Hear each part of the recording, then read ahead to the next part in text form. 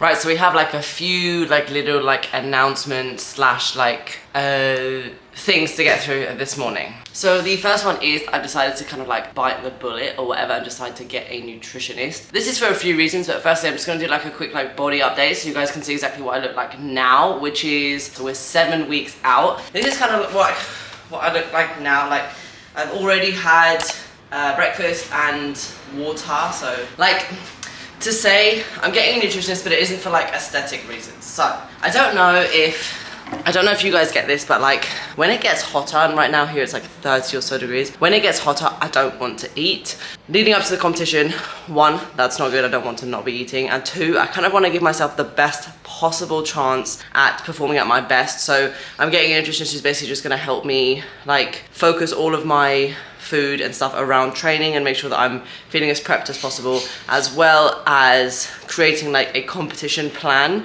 because obviously what with having 3 days of competition, it's going to need a lot of food and a lot of fuel. So I'm just going to make sure that I have everything that I need to do that. I'm basically just going to have someone to work with for the next 7 weeks and probably afterwards as well, to kind of just dial in my nutrition and make sure that I'm feeling as physically ready as I can, as fueled as possible as I can feel. Because obviously I've never had like a nutrition coach for CrossFit before, only ever for weightlifting, so I'm kind of excited to see the difference. And we'll obviously update you guys with everything that she is going to plan for me, like macros wise, timing wise and everything, and I will share that all here. Now, update number 2. So if you guys have entered a CrossFit competition before, you will know that when you enter a CrossFit competition, you have to like film yourself and then submit those videos online to the place to get like, to be able to qualify so they can like verify what you're doing. So as you guys know, like I submitted all my stuff for Barcelona. I thought I'd done everything properly, all of that. And then the other day I got like a really big fright because I was like on Instagram, like just scrolling through Instagram, and then they released that the scores had been valid or like checked. So I was like, oh cool, I'll be able to see exactly where I've come, like how I've placed. And so I go on the page and I'm 75th and have like no points, nothing. So basically what happened is I had uploaded all of my videos, but uploaded them as private so they couldn't see it. So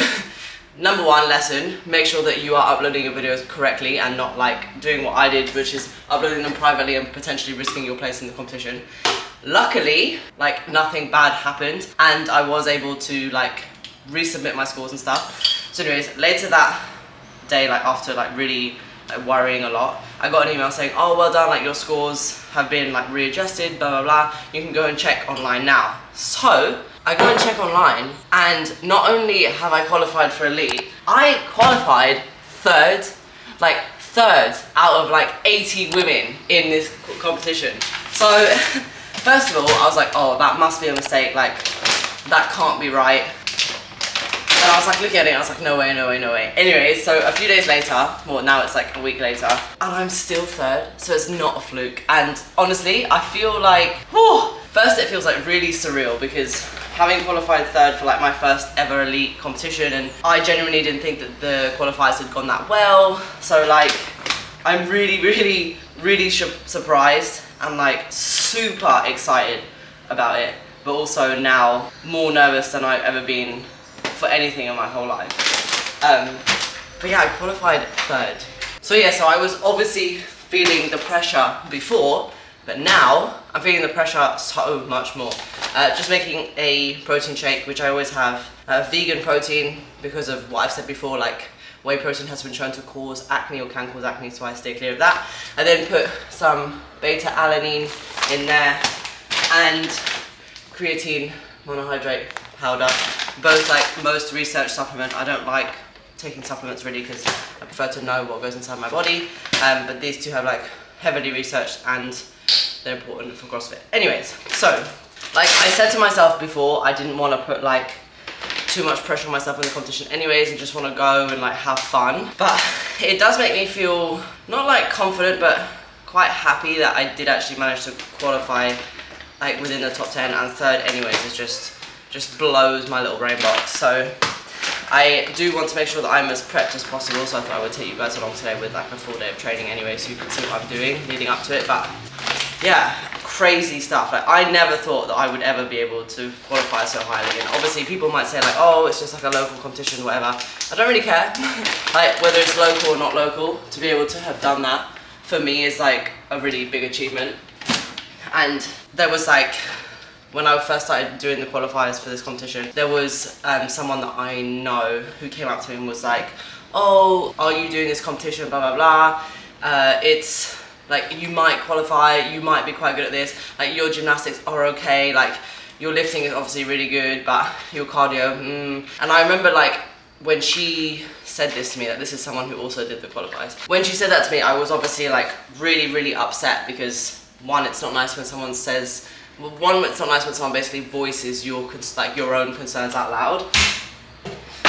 But two, it's also just like, you don't need to put other people down to bring yourself up. And to have been able to prove myself right in that, like, I've worked hard and like I deserve a place in this competition, and to have proved other people wrong, thinking that like I don't work hard or I don't deserve a place, is something pretty special. So I'm basically gonna do everything I physically can to make sure that I'm as prepped as I can be, because I don't want to go and feel like I wasn't able to give it my 100%. I'd rather leave having come last and be like, well, I gave everything, than leave and be like, oh, well, I could have done this better, I could have done that better. So I'm excited, like really, really excited. Anyway, I'm gonna down this shake and maybe do some stretching and then head into the gym around 11 o'clock.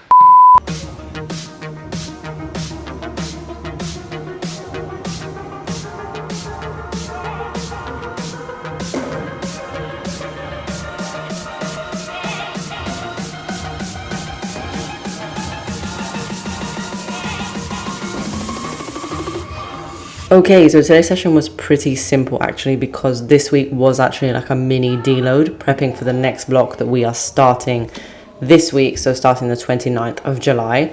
So to start, the strength stuff was just work up to a heavy 3 rep of overhead squats. This isn't something that I do all that often, so I was pretty happy to be finishing on 75. I think it kind of just makes me feel a little bit more confident going into snatches ahead of time, and just thinking that I have the overhead strength and stability to hold it there if I do need to do anything overhead squatty during any sort of competition. After the overhead squats, we started with a really fun workout. Now, something that I would recommend to everyone starting CrossFit is doing these sort of 4 quality workouts, which are pretty low intensity, but get your heart rate up whilst practicing a skill. So this workout started with 9 dumbbell snatches. I did it with 22.5, but it was 15 for women, into 6 A jumps or A squats, whatever you call them, into 1 ring muscle ups or 3 ring muscle ups for men.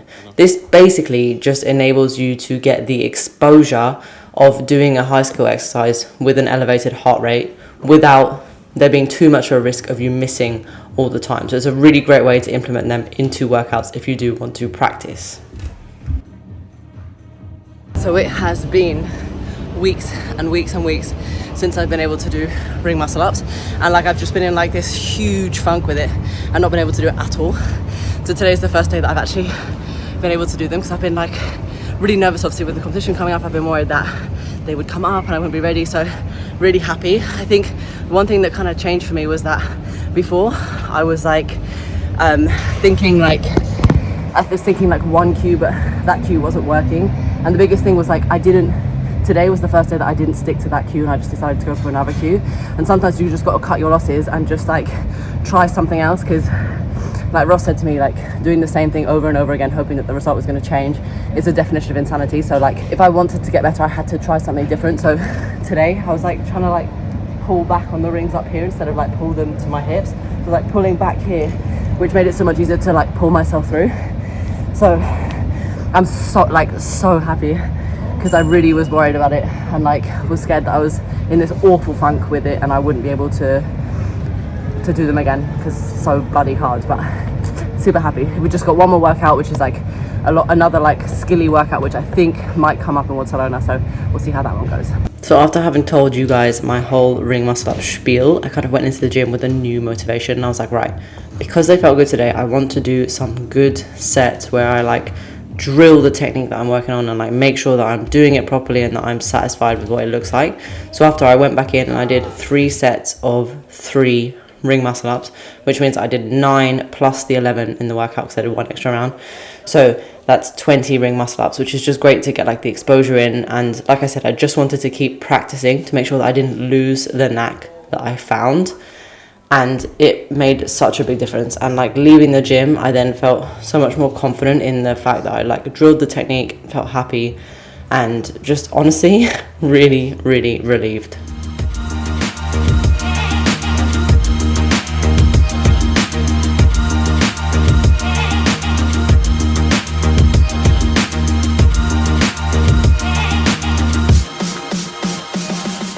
The last workout on the program today was this 25-minute AMRAP, which honestly for me was like a workout from hell.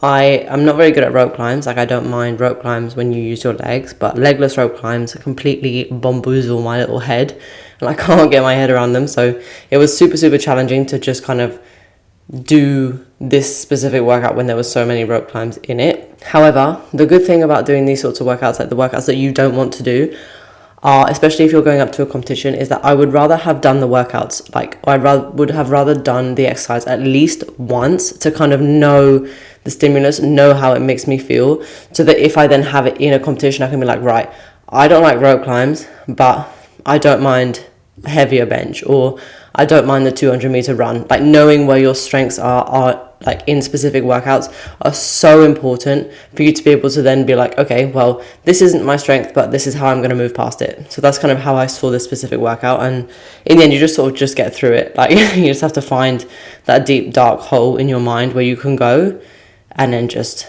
do the workout.